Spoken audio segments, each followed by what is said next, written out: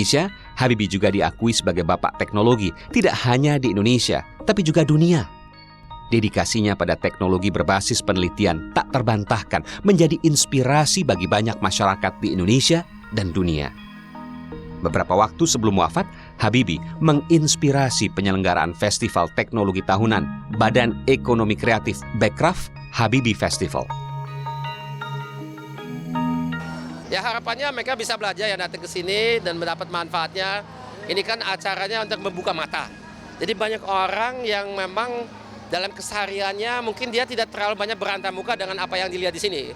Jadi ini kan cuma sekali dia lihat, tapi dicetuskan adanya proses pikir, mereka penasaran untuk mungkin cari tahu lebih banyak lagi, sehingga ada semacam proses pikir yang dimulai dengan mereka hadir di sini. Baharudin Yusuf Habibie lahir di Parepare, Sulawesi Selatan, 25 Juni tahun 1936. Ketertarikan pada dunia teknologi disalurkan dengan menjadi mahasiswa di jurusan Teknik Mesin Institut Teknologi Bandung ITB pada tahun 1954. Habibie lantas melanjutkan kuliah teknik penerbangan, spesialisasi pada konstruksi pesawat terbang di RWTH Aachen, Jerman Barat, yang dimulai tahun 1955 hingga 1965. Habibie menerima gelar Diplom Engineer pada tahun 1960 dan menerima gelar Doktor Engineer pada tahun 1965 dengan predikat summa cum laude. Dikenal brilian, Habibie diminta membangun perusahaan penerbangan di Jerman. Namun pada 1973, Habibie kembali ke Indonesia atas permintaan Presiden Soeharto. Saat itu, Habibie diminta untuk mengembangkan industri yang bertumpu pada inovasi teknologi untuk bangsa Indonesia. Langkah pertama, dikembangkanlah industri kedirgantaraan melalui PT Industri Pesawat Terbang Nurtanio yang kemudian berganti nama menjadi PT Industri Pesawat Terbang Nusantara dan kini menjadi PT Dirgantara Indonesia. Alhasil, sebutan bapak teknologi melekat padanya. Bagaimana tidak? Habibie menemukan teori keretakan pesawat atau crack progression theory. Inti dari teori ini adalah mengenali keretakan yang terjadi pada pesawat. Habibie menghasilkan temuan itu saat berusia 32 tahun. Berkat teori ini, pesawat di dunia lebih hemat bahan bakar dan resiko kecelakaan ditekan maksimal yang digunakan hingga saat ini. Dari temuannya, ia dijuluki Mr. Crack dengan nama teori Habibie. Tahun 1979, Habibie mengembangkan pesawat CN-235, pesawat turbin gas alias turboprop yang bisa membawa 35 penumpang. Selain CN-235, juga memproduksi pesawat Kasa NC-212 dan berbagai jenis helikopter.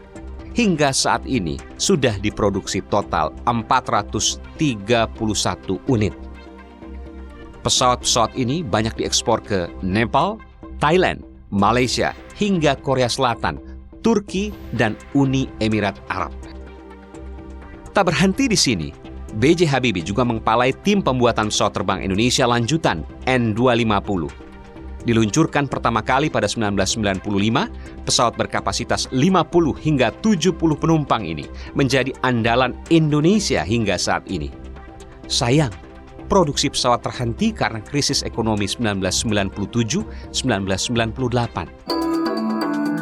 Kini, ada impian yang belum terwujud, yakni pesawat R-80 yang dikembangkan bersama putra sulungnya, Ilham Akbar Habibie. Pesawat R-80 adalah lanjutan dari N250. Pesawat R-80 dilengkapi teknologi fly-by-wire, yakni sistem kendali otomatis yang menggunakan sinyal elektronik dalam memberikan perintah. Pesawat ini jauh lebih irit bahan bakar, bisa mengakses bandara kecil sekalipun. Status pesawat berkapasitas 80 hingga 92 penumpang ini masih dalam rancangan. Saya tayangkan kembali perbincangan saya dengan Baharudin Yusuf Habibie tentang cintanya pada dunia kedirgantaraan dan harapannya bagi bangsa ini di masa mendatang. Saya ingin tanya juga, banyak juga masyarakat yang tidak mengetahui bagaimana sesungguhnya Eyang Habibie ini menciptakan pesawat yang sampai sekarang belum bisa dikembangkan oleh pihak lain. Saya boleh katakan, satu-satunya putra Indonesia yang memiliki kemampuan itu, yang dinamakan Teorema Habibie. Tapi saya minta Eyang jelaskan, tidak dengan bahasa yang terlalu tinggi karena saya nggak ngerti nanti ya. Jadi apa yang Eyang lakukan terhadap pesawat-pesawat waktu dulu dan sampai sekarang masih digunakan? Kalau mau mengembangkan Indonesia, kita butuhkan prasarana ekonominya. Prasarana ekonomi itu tidak bisa terlepas dari pesawat terbang penumpang. Ya. Membawa orang, barang, dan satelit. Mobilitas dan mobilitas, komunikasi. Ya, komunikasi. Ya. Karena itu arahnya ke situ. Apa yang Eyang buat di situ? Ya, saya masuk, saya punya S3 itu mengenai hypersonic flow. Hypersonic. Hypersonic, oke. Berarti kalau suatu Di atas kecepatan suara. ya 20 kali kecepatan suara. 20 kali kecepatan suara. Ya. Ya. Anda naik perahu pelan-pelan, di depan kan ada gelombang. Iya, iya. Tidak. Tapi kalau cepat gelombang itu tabrakan. Iya. Itu daya tahan kan. Iya, betul. Nah, kalau Anda terbang mendekati kecepatan suara, sudah mulai. Gitu. Hantaman-hantaman itu ada. Kalau lebih cepat lagi, itu kecepatannya bisa menghasilkan panas. Kinetic heating dari di seluruhnya. Ini tadinya tidak sama tahu semuanya. Ekor Ada pesawat ini lah kalau saya bilang ini. ekor, ini siripnya, ini Iya, iya, ekornya, iya.